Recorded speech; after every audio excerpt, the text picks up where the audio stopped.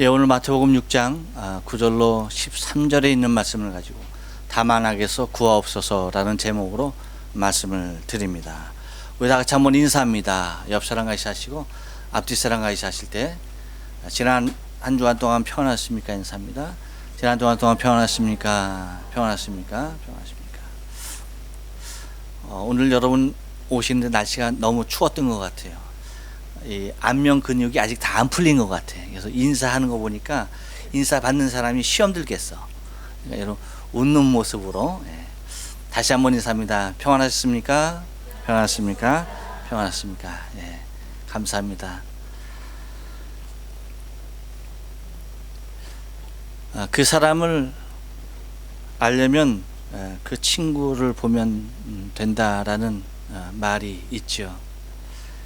아마도 이 말은 우리의 환경이 사람을 어떻게 만들어가고 있는지에 대해서 말하고 있는 우리 선조들의 지혜가 담겨 있는 말이 아닐 수가 없습니다. 그래서 유유상종이라 그렇게 말을 해왔습니다. 그러니까 같은 부류의 것이 같이 모여서 어우러진다는 얘기입니다. 곧 다른 것이 함께 어우러질 수 없음에 대하여서 이야기하고, 또한 같은 것끼리 서로 추종하며 서로 만나게 된다라고 하는 얘기죠. 사람은 환경의 지배를 받지만 또한 환경은 문화라고 하는 이름으로 만들어져 가고 있는 것을 바라보게 됩니다. 그래서 사람은 환경의 지배를 받는가 하면 그 환경을 이루고 있는 문화를 또한 직접 지배하며 만들어가는 것이 인간이다 라고 얘기할 수가 있다는 겁니다.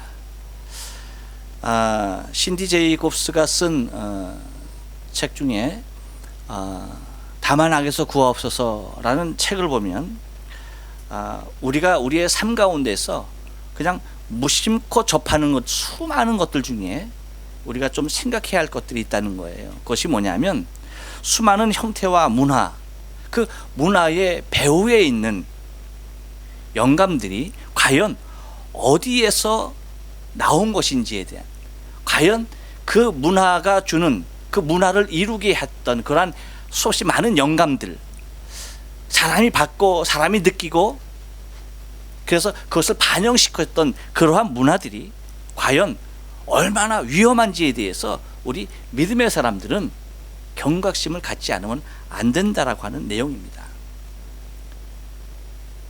그러니까 좀 더 구체적으로 얘기하면 광명한 천사로 위장한 이 악한 세력들은 우리의 삶 가운데 문화라고 하는 카테고리로 우리에게 그냥 아무런 대비책이 없는 상태에 있는 우리에게 그냥 밀고 들어온다는 얘기입니다.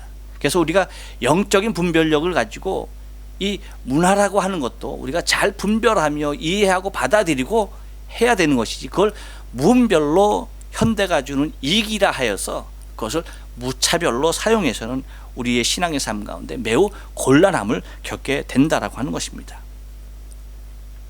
그래서 이런 것들을 우리가 좀 더 구체적인 신앙의 모습으로 우리의 대비책을 세워서 적대시하지 않으면 이것들은 언젠가 우리를 다 정복하고야 만다는 것입니다. 그리고 그 정복의 결과는 뭐냐 하면 우리가 깊은 죄 중에 빠지게 된다는 것이죠. 여러분, 문화라고 할 때 문화는 하나님의 형상대로 지음을 받은 우리 인간들에게는 창조적인 능력이 주어졌습니다. 곧 하나님의 창조의 능력이 우리 인간에게도 주어졌다는 거예요. 그래서 여러분 보면은 인간의 세계에만 무엇이 존재합니까? 문화라고 하는 것이 존재합니다. 다른 동물의 세계, 거기에도 나름대로 문화가 있지 않습니까? 그런 문화라고 얘기하지 않습니다. 생태라고 얘기합니다. 근데 사람이 거기다 생태 문화라고 하는 말을 붙여주죠. 근데 엄밀히 따지면 잘못된 거죠. 생태죠. 그냥 창조된 그 모습 그대로 존재하는 것입니다. 여러분, 아프리카에 가보면 개미집이 엄청나죠. 개미집이 엄청난데 그 엄청난 개미집, 그것은 100년 전이나 200년 전이나 300년 전이나 똑같은 모양 똑같은 모습으로 존재한다는 거예요. 여러분 제비집 보죠. 제비가 봄마다 와서 둥지를 틉니다. 이제 우리도 한 2, 3개월 정도 있으면 제비가 날아올 터인데 한번 여러분 무주심해 보십시오. 처마에다 집을 짓는 거 보면 흥부와 놀부가 보았던 제비집하고 우리가 보는 제비집하고 다른 게 있습니까? 없습니다. 똑같습니다. 여러분들이 지금 의아해하는 것은 나 흥부 시절에 못 봤는데, 그렇게 생각하시죠? 그렇게 생각할 거 없어요. 흥부가 봤던 제비집이 내가 본 제비집이고 내가 봤던 것이 흥부가 본 거예요. 똑같습니다. 100년 200년 아니라 수천 년이 지나도 그 모양은 변함이 없다는 거예요. 그것이 바로 생태의 모습이죠. 그렇지만 인간의 주거 환경을 한번 여러분 가만히 보십시오. 똑같습니까? 전혀 다르죠. 우리가 살던 집 구조도 다르지 않습니까? 재료도 전혀 다르죠. 높이도 다르죠. 전혀 다른 모습의 것으로 세월이 가면 갈수록 거듭나는 것을 바라보게 됩니다. 이것은 뭐냐면 우리 인간에게만 그러한 창조적인 능력이 우리에게 주어졌다라고 하는 것입니다. 여러분 한번 생각해 보세요. 우리가 사용하고 있는 지금 누구나 다 하나씩 들고 있는 휴대폰 한번 여러분 간단히 생각을 해 보시기 바랍니다. 옛날에 휴대폰 생각도 못했죠. 휴대폰 처음 나왔을 때 무전기 같으셨죠, 여러분. 아주 그냥 등에다 이고 지고 다녔어야 했습니다. 근데 그것이 어떻게 나왔어요? 아주 간단하게 통화하는 것으로 나왔죠. 아주 간단한 모습으로 나왔습니다. 이제 휴대폰은 내가 어디 다니면서 전화 쓰려고 하는 용도만으로 휴대폰을 쓴다라고 한다면 그 사람은 어느 시대의 사람이에요? 현대를 잘 모르시는 아주 옛 것에 굉장히 익숙해져 있는 연세 드신 분이 아니고서는 여러분 다 뭐예요? 휴대폰이 전화 거는 기능만으로 쓰는 것이 아니에요. 이제는 자기가 취향에 맞는 자기가 하고 싶은 그 모든 것들을 휴대폰을 통해서 다 할 수가 있는 통화만을 하는 것이 결코 아니었다라고 하는 것이죠. 여러분 어플리케이션 보면 수없이 많은 것들이 개발이 되어 있습니다. 그 개발하는 것도 사람에게 주어진 놀라운 능력이죠. 창의력이죠. 그런 것들로 많은 유익을 주고 있는데 여러분 혹시 문자 이렇게 주고받는 것들 많이 있죠. 그렇죠? 뭐 카카오톡이나 라인이나 이런 것들이 많이 있습니다. 여러분들이 한 문장으로 문자 보내는 것, 오하요 고자이마스 문자 하나 보냈다라고 한다면 약 여러분 한 40년 전만 하더라도 그 문자 하나를 받으려고 한다면 어떻게 해야 하는지 아십니까? 아무나 보낼 때 아무 때나 보내려고 했던 것이 아니라 꼭 큰일이 있을 때에 집안에 누군가가 상을 당했을 때 급히 가족을 불러 모으려고 전보 쳐야지 여러분 빨라야 그날 그 다음날 들어가는 그런 시대였습니다. 불과 반세기 전만 하더라도 지금의 문화는 전혀 상상도 못했었던 그러한 시대였다라고 하는 것입니다. 이런 엄청난 일들이 우리의 눈앞에 주어지고 있고 또 여러분 컴퓨터만 하더라도 그렇습니다. 우리 컴퓨터를 보면 항상 바탕화면이 있죠. 거기 보면 수없이 많은 그림들 또한 자기가 찍은 사진들 여러 가지들을 올릴 수가 있을 뿐 아니라 우리 교회도 홈페이지가 있습니다만 홈페이지에 여러 가지 배경들 그리고 여러분 우리가 즐겨 듣는 음악 그리고 TV 프로그램 이런 모든 것들 그것뿐만 아니라 우리가 지금 입고 온 옷이나 먹는 음식 그리고 주거 공간에 이르기까지 이 모든 것을 가만히 보면 연구하여서 만든 곧 지은 사람이 있다라고 하는 것입니다. 근데 문제는 뭐냐? 그 지은 사람이 그것을 지을 때 그냥 짓지 않았다는 것입니다. 그냥 만들지 않았다는 것입니다. 매우 고심하며 연구하며 무엇인가 어디에선가 주어지는 영감으로 그것을 만들었다는 것입니다. 그냥 만들 수 있는 것이 결코 아니라는 얘기죠. 그러한 영감이 있었기 때문에 그런 것이 탄생할 수가 있었다는 것입니다. 그런데 그 영감은 어디에서 나오느냐라고 할 때 오직 두 군데서만 나온다라고 얘기하고 있어요. 그 첫 번째는 뭡니까? 하나님이냐 또 하나는 사탄이냐. 그러니까 우리가 지금 누리고 있는 이 모든 문화라고 하는 것들은 하나님에게서 나온 것이냐 아니면 사단에게서 나온 것이냐 둘 중에 하나라고 하는 것입니다.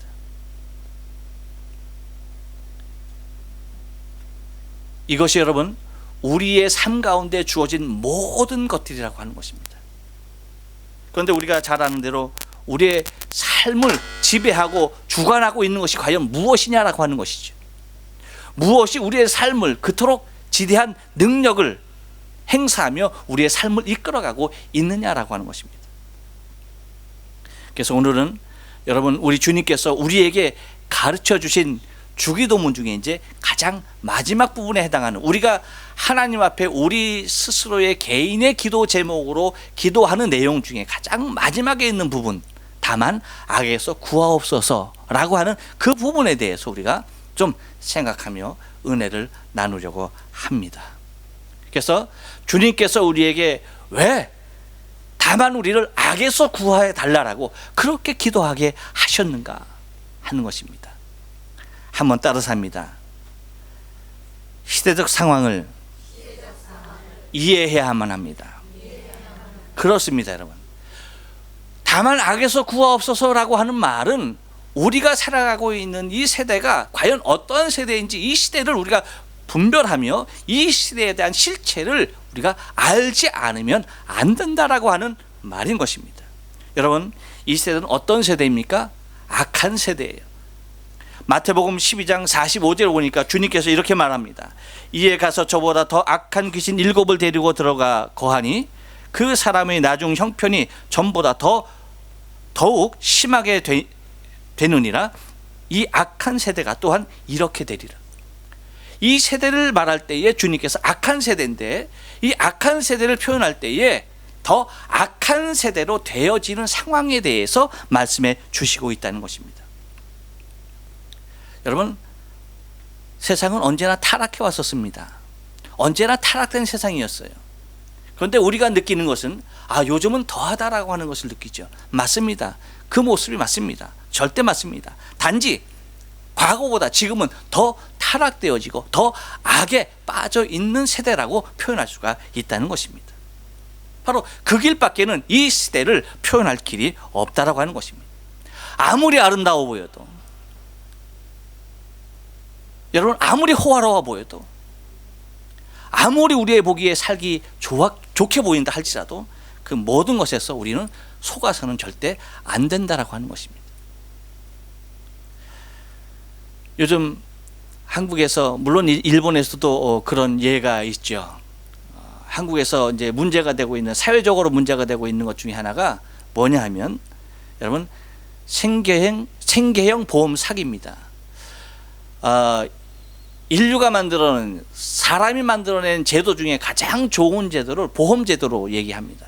근데 그 가장 현실적이고 귀한 제도라고 생각하고 판단하는 보험에 여러분 얼마나 많은 악의 모습들이 손길을 뻗치고 있는지 모른다는 거죠.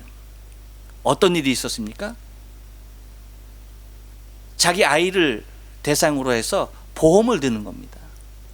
그 보험을 하나를 드는 것이 아니라 10개 이상 각 보험회사에다 다 들어놓는 것입니다. 그리고 그 아이에게 무엇을 하느냐? 나쁜 짓을 하는 것입니다. 좋은 것을 먹이지 않고 나쁜 것을 먹이는 거예요. 그러면 애가 탈이 나죠. 병이 들죠. 그러면 애를 병원에 입원시키죠.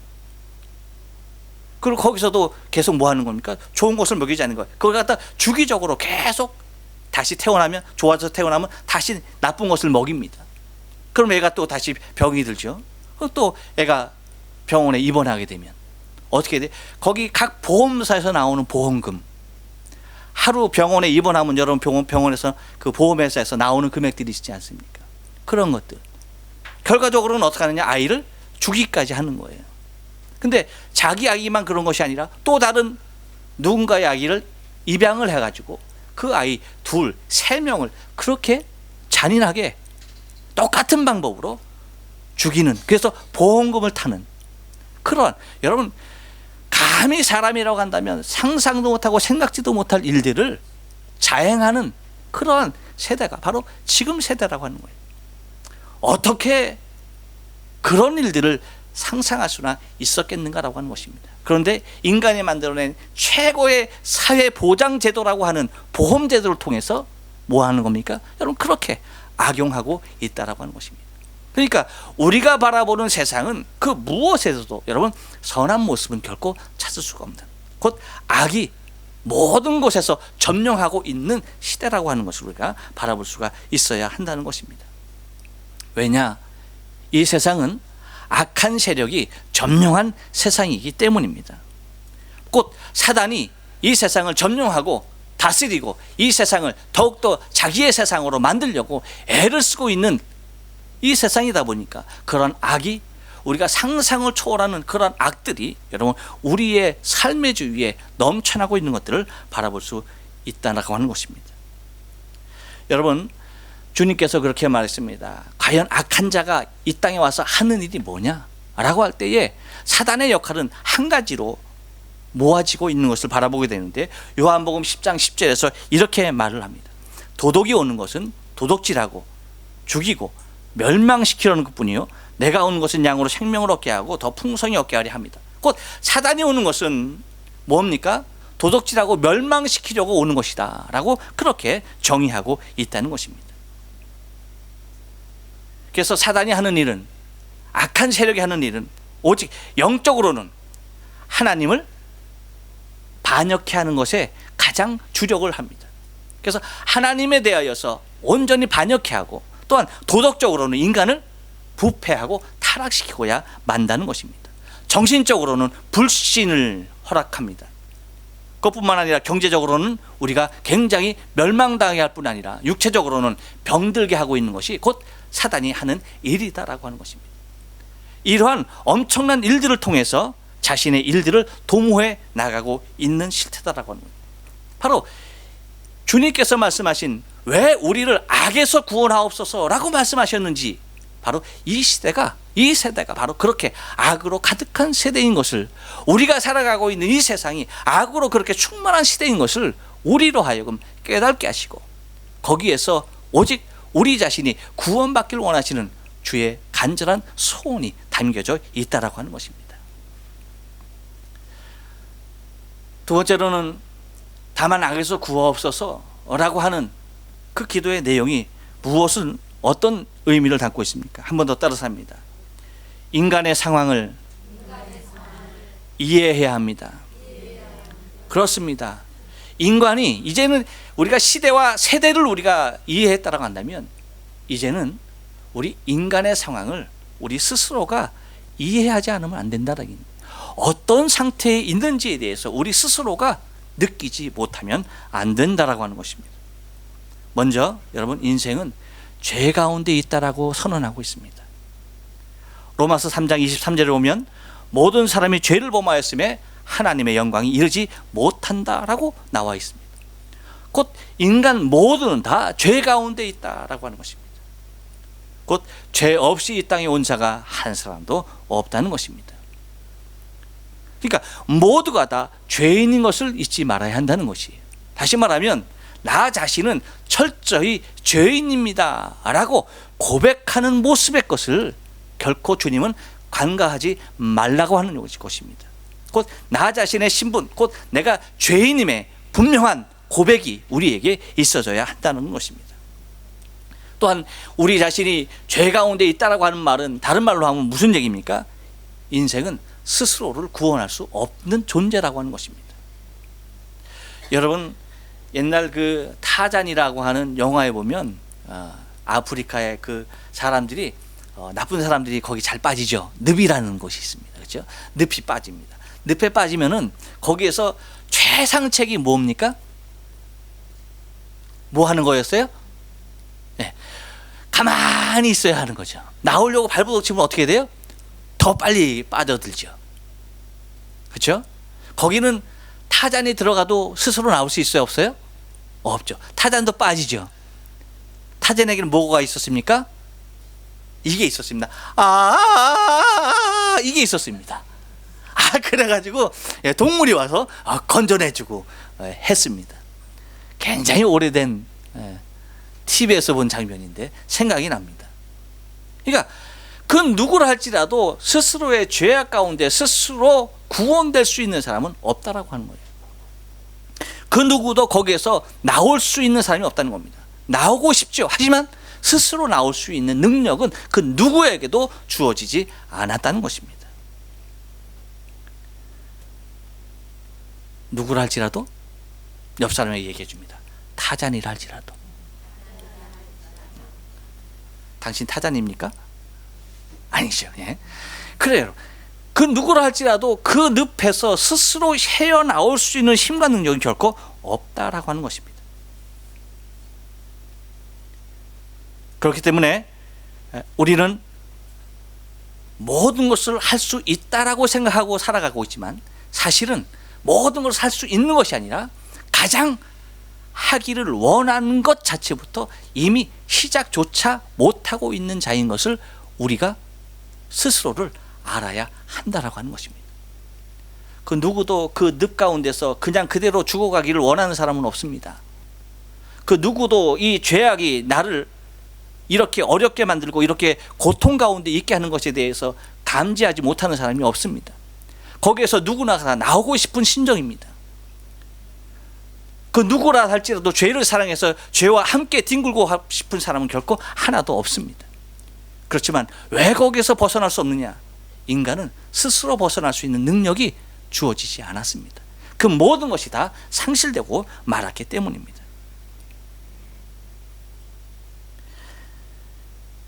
그래서 인간은 가장 기본이 되는 자신의 생명조차도 단 1분 1초를 자신의 의지로 컨트롤할 수가 없다는 것입니다. 1분만 더 살고 싶은데 1초만 더 살고 싶은데 여러분 그것이 가능하지 않다는 것입니다. 그저 주어져야만 살아갈 수 있는 존재로 남아 있다는 것입니다. 여러분 육신의 생명도 자기 스스로가 1분 1초를 다스릴 수 없건만 여러분 하물며 영원히 살아가는 우리의 영원한 생명, 이 우리의 영혼을 우리 스스로가 구원한다는 것은 여러분 말이 되지 않는 얘기다라고 하는 것입니다. 곧 이와 같이 인간은 그 무엇으로도 스스로 구원될 수 없는 존재인 것에 대하여서 이해하지 않으면 안 된다라고 하는 것입니다. 그렇기 때문에 우리가 죄에서 구원되어져야 할, 곧 그 구렁에서 건져냄을 받아야 할 생명인 것에 대해서 분명하게 지적을 하고 있다라고 하는 것입니다. 그러므로 여러분 우리 스스로가 결코 의로울 수 없으며 우리 스스로가 누구도 구원할 수 없고 또한 자기 자신도 구원해낼 수 없는 상태에 있는 것이 곧 우리의 모습인 것을 우리가 이해하고 바라봐야 한다는 것입니다. 그러면 우리 인간에게는 이렇게 그냥 멸망당하는 것이 최종적인 우리의 모습인가라고 하는 것입니다. 그렇지 않죠. 다만 악에서 구하옵소서라고 주님께서 우리에게 기도를 가르쳤을 때는 거기에 대한 그 악에서 구원해달라고 하는 그러한 기도의 내용 중에 우리의 생명의 구원을 약속해 주고 있다는 것입니다. 어떠한 모습으로 약속을 해주고 계십니까? 한 번 더 따라서 합니다. 승리의 길을 이해해야 합니다. 그렇습니다. 여러분 주님께서는 이미 우리에게 승리의 길을 약속해 놓으셨습니다. 그 길을 열어 놓으셨습니다. 우리를 우리의 죄에서 구원할 수 있는 일들을 이미 펼쳐 놓으셨다는 것입니다. 로마서 12장 21절에 보니까 이렇게 얘기해요. 악에게 지지 말고 선으로 악을 이기라. 여러분 악을 이길 수 있는 길이 뭐냐? 한 가지밖에 없다라고 얘기하고 있는 거예요. 그 길이 뭐다? 선입니다. 그렇습니다. 악을 이길 수 있는 것은 오직 선이라고 하는 것입니다. 그래서 악에게 지지 말고 선으로 악을 이기라 라고 했을 때에 이 악을 이기려고 하는 적극적인 의지로 우리가 선을 가지고 도전하지 않냐면 안 된다라고 하는 것입니다. 왜일까요? 소극적으로 우리가 악을 결코 이겨낼 수가 없다는 것입니다. 적극적으로 선을 가지고 나가야만이 악은 우리에게서 물러난다는 것입니다. 고무줄과 같아요.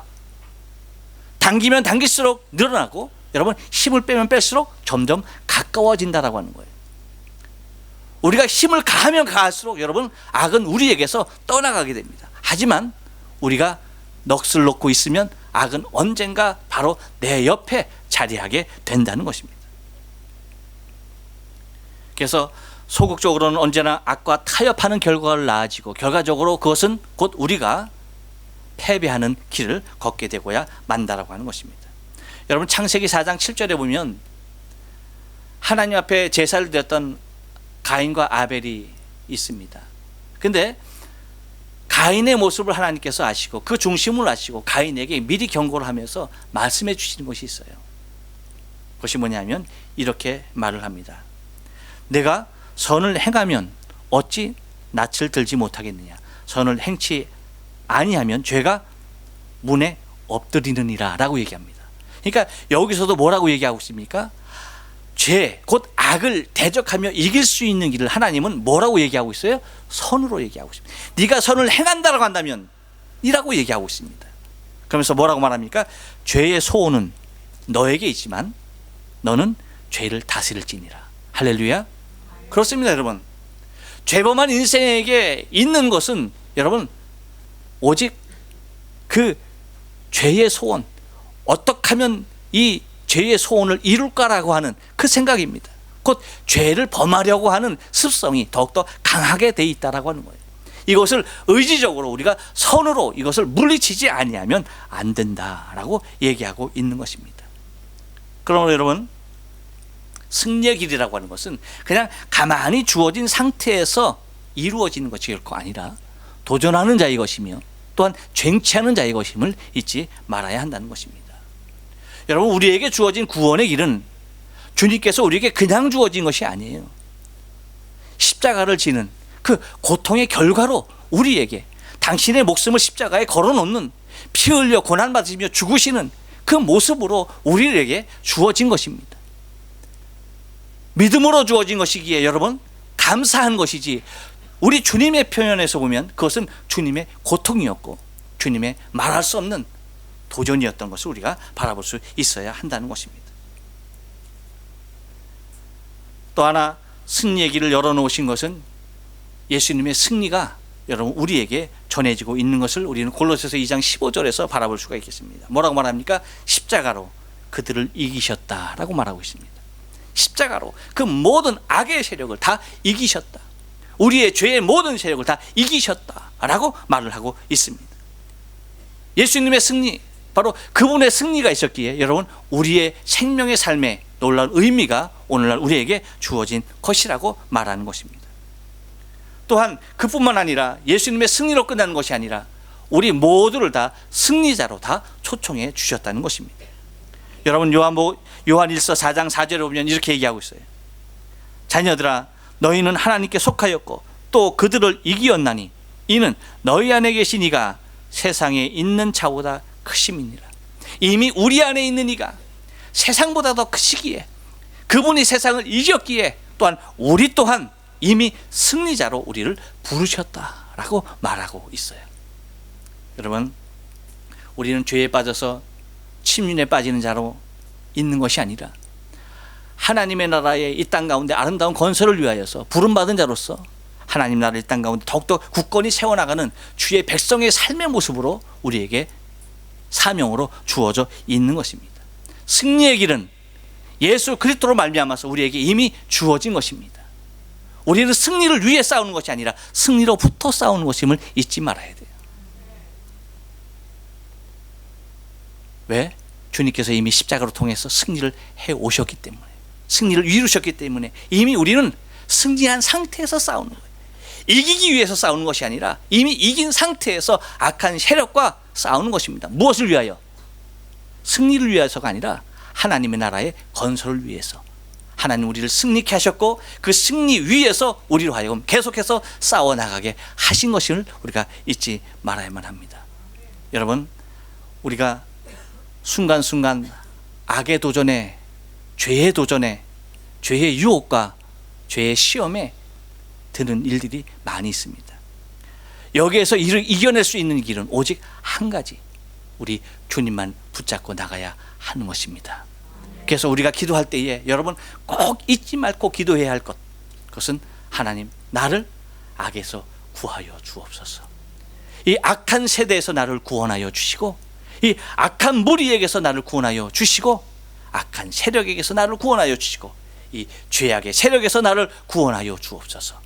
그래서 절대적인 구원의 주께서 나의 인생의 승리자로 오시기를 간절히 구하는 저와 여러분의 기도의 삶 되어지길 주님의 이름으로 축원합니다. 기도하십니다.